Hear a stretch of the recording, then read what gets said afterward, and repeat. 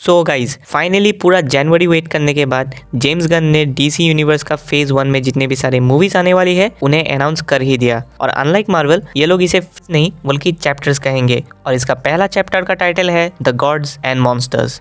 और अगर पर्सनली मेरे को पूछा जाए तो मेरे लिए ये सारी मूवीज़ और सीरीज़ बहुत ज़्यादा एपिक तो नहीं है, पर ये बहुत ज़्यादा यूनिक लग रहे हैं। और इनमें कुछ ऐसे प्रोजेक्ट भी हैं जिनके बारे में हमने एक्सपेक्ट भी नहीं किया था। और जिन लोगों को पता नहीं चल रहा कि मैं किस बारे में बात कर रहा हूँ तो मैं उनको शॉर्ट में समझा देता हूँ। डीसी की मूवीज़ हमेशा से ही लफड़े में थी। जितना ज़्यादा किसी का रिलेशनशिप में नहीं कटता उतना ही ज़्यादा डीसी ने अपने फैंस को काटा था। और इसी वजह से इन सारे प्रॉब्लम को सॉल्व करने के लिए जेम्स गन जैसे आदमी को डीसी का एग्जीक्यूटिव बना दिया गया, ताकि वो मार्वल के जैसा डीसी का भी एक बिना लफड़े वाला यूनिवर्स बना के दे। और इसकी पॉसिबिलिटी लग रही है क्योंकि ये मूवीज और सीरीज बहुत ज़्यादा ऑसम है। तो आज हम इन्हीं मूवीज और सीरीज के बारे में बात करेंगे। आप देख रहे हो द नॉटी बट एंड शुरू करते हैं अपना बकवास।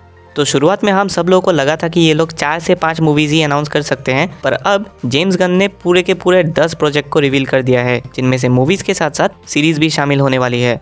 तो सबसे पहले प्रोजेक्ट की बात करते हैं जो है नंबर 1 क्रिएचर कमांडोज। अब ये एक एनिमेटेड सीरीज होने वाली है जो टोटल 7 एपिसोड की होगी। अब डीसी का यूनिवर्स एक्चुअली में सीरीज से ही शुरू होने वाली है। अब क्रिएटिव कमांडोज एक सुसाइड स्क्वाड जैसी टीम होगी जिसे सेम एमेंडा वॉलर ही हायर करेंगे। पर सुसाइड स्क्वाड में हम सारे के सारे विलेंस को देखते हैं और इधर हमें सारे अजीबोगरीब मॉन्स्टर्स देखने को मिलेंगे जो एक टीम अप करेंगे एक पर्टिकुलर मिशन के लिए। और जेम्स गन ने यह भी कंफर्म कर दिया है कि इस सीरीज में जितने भी वॉइस एक्टर्स वॉइस देने वाले हैं वो आगे जाके लाइव एक्शन मूवीज में भी काम करेंगे। मतलब जैसा व्हाट इफ में हमने देखा कि सारे ओरिजिनल एक्टर्स उनके ओरिजिनल कैरेक्टर्स के वॉइस देते हैं, तो इधर भी वही सेम चीज होने वाली है। और अब आगे बढ़ते हैं अपने दूसरे प्रोजेक्ट की तरफ जो है नंबर 2 वॉलर। तो हाँ, ये एमेंडा वॉलर की एक स्पिन ऑफ सीरीज होने वाली है और मुझे बताने की जरूरत नहीं है कि जेम्स गन को एमेंडा वॉलर के साथ कितना ज्यादा ऑब्सेशन है। चाहे वो सुसाइड स्क्वाड हो या फिर पीस मेकर या फिर नया डीसीयू, एमेंडा वॉलर हर जगह रहेगी। अब इस सीरीज के लिए मैं सिर्फ और सिर्फ एक ही चीज के लिए एक्साइटेड हूँ और वो है इसका राइटर, जो बहुत ही ज्यादा तगड़ा आदमी है क्योंकि ये वही बंदी है जिसने डीसी के लिए वॉचमैन जैसी मास्टरपीस कहानी लिखी है।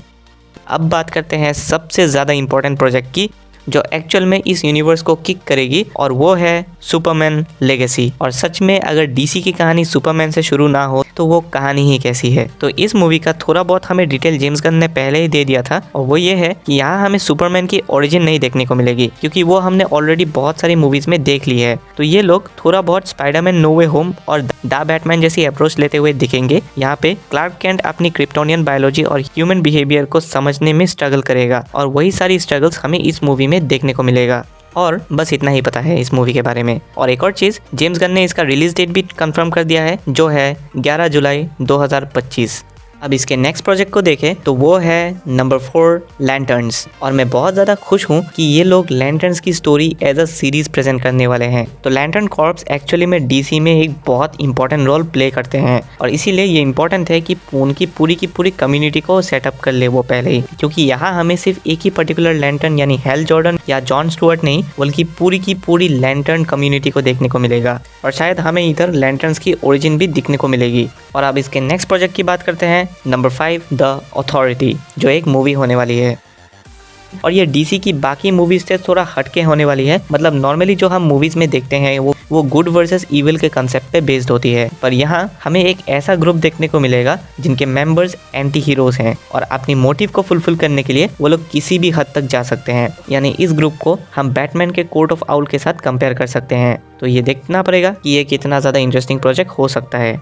अब इसका नेक्स्ट प्रोजेक्ट जो है वो एक सीरीज होने वाली है जो है पैराडाइज लॉस्ट। तो ये सीरीज बेस्ड होने वाली है थेमेस्करा के ऊपर, जो वंडर वुमेन का ओरिजिन प्लेस है। अब मैं इतना ज़्यादा एक्साइटेड नहीं था इस प्रोजेक्ट के लिए जब तक जेम्स गन ने गेम ऑफ थ्रोन्स का रेफरेंस नहीं दिया। और अगर इन प्रोजेक्ट को देखा जाए तो ये लोग पहले से ही डीसी में सारे के सारे इंपॉर्टेंट कम्युनिटीज को सेटअप कर रहे हैं। जैसे लैंटर्न सीरीज में ये लोग लैंटर्न कॉर्प्स के बारे में होगी, फिर इस सीरीज में हमें अमेज़न्स की हिस्ट्री देखने को मिलेगी। और ये चीज़ें थोड़ी लंबी है, इसीलिए ये लोग इसे सीरीज के फॉर्म में दिखाने वाले हैं। भाई का दिमाग है भाई।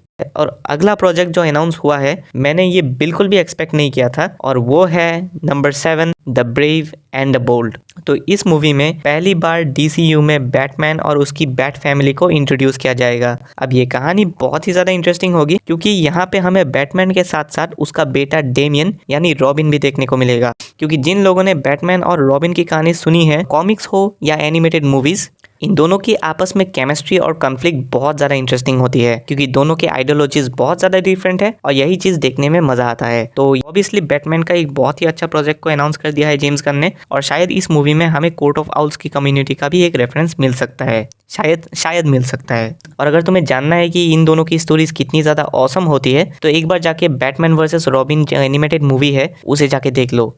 और अभी नेक्स्ट प्रोजेक्ट की तरफ आगे बढ़ते हैं और वो है नंबर 8 बूस्टर गोल्ड। ये एक सीरीज होने वाली है जो एक कैरेक्टर की ओरिजिन दिखाने वाली है। तो बूस्टर गोल्ड एक्चुअली में इतना ज़्यादा पॉपुलर कैरेक्टर तो नहीं है और इसकी ओरिजिन कुछ ऐसी है, ये बंदा फ्यूचर से आता है अपनी फ्यूचर टेक्नोलॉजी को लेकर। अब तुम सोच रहे होगे कि ये फ्यूचर में आया है तो कुछ प्रेजेंट में अच्छा करने वाला है या फिर कैंग द कन्करर जैसा रूल करना चाहता है, तो ऐसा बिल्कुल नहीं है। ये पास्ट में आता है क्योंकि इसको हीरो बनना है, क्योंकि अपने फ्यूचर टाइमलाइन में ये एक चोमू है और जेम्स गन ऐसी वियर्ड स्टोरीज को दिखाने में बहुत ज़्यादा एक्सपर्ट है, तो इसीलिए उन्होंने ये प्रोजेक्ट चूज़ किया होगा। अब देखना ये है कि ये प्रोजेक्ट कितना ज़्यादा इंटरेस्टिंग हो सकता है। तो अब इसके नेक्स्ट प्रोजेक्ट की बात करते हैं, number 9 Supergirl women of tomorrow. अब जेम्स गन जैसे बता रहे थे वो सुनकर तो लगता है कि ये मूवी थोड़ा बहुत डार्क होने वाली है। सुपरगर्ल यानी कारा जोरल सुपरमैन की कजिन है और जहाँ सुपरमैन मस्त अपनी आराम से जिंदगी अर्थ पे बिता रहा होता है, वहीं पर कारा अपना पूरा चाइल्डहुड उस खतरनाक क्रिप्टॉन प्लेनेट में बिताती है जहाँ वो अपनी जान पहचान के सब लोग को मरते हुए देखती है और फाइनली बाद में अर्थ पे आती है। तो इस मूवी का सिनॉप्सिस यही है। अब आगे हमें यही देखने को मिलेगा कि सुपरगर्ल को किस तरीके से इस यूनिवर्स में इंट्रोड्यूस किया जाएगा। तो अब ये हो गए। अब फाइनली अपने लास्ट प्रोजेक्ट की तरफ बात करते हैं जो है स्वैम्प थिंग। तो इधर मार्वल ने जैसे ही मैन थिंग को इंट्रोड्यूस कर दिया, इसीलिए डीसी ने सोचा कि हम क्यों पीछे रहे और इसीलिए उन्होंने स्वैम्प थिंग को रिलीज कर दिया। तो ये एक्चुअली में एक ऐसा कैरेक्टर है जो बहुत ज़्यादा प्यार है उसे एनवायरनमेंट से और इसकी पावर्स डेवलप होती है मैजिक से। और इसकी डीसी में स्टोरी बहुत ज़्यादा डार्क होने वाली है और हॉरर थीम पे बेस्ड होने वाली है। और ऐसा मैं नहीं, खुद जेम्स गन ने कहा है और ऐसा होना भी चाहिए। और अगर स्वैम्प थिंग के कैरेक्टर को आप देखना चाहते हो तो आप डीसी एनिमेटेड यूनिवर्स की मूवी जस्टिस लीग डार्क को देख सकते हो, जहां आपको थोड़ा बहुत इस कैरेक्टर की आइडियोलॉजी समझ में आएगी। तो यही था आज के इस वीडियो में, जहां हमने डीसी के सारे नए प्लान्स को देख लिया है। तो अगर आपको ये वीडियो अच्छा लगा तो इस चैनल को सब्सक्राइब कर लो ताकि हम ऐसे ही और वीडियोस आगे बनाते रहें। Till then bye bye.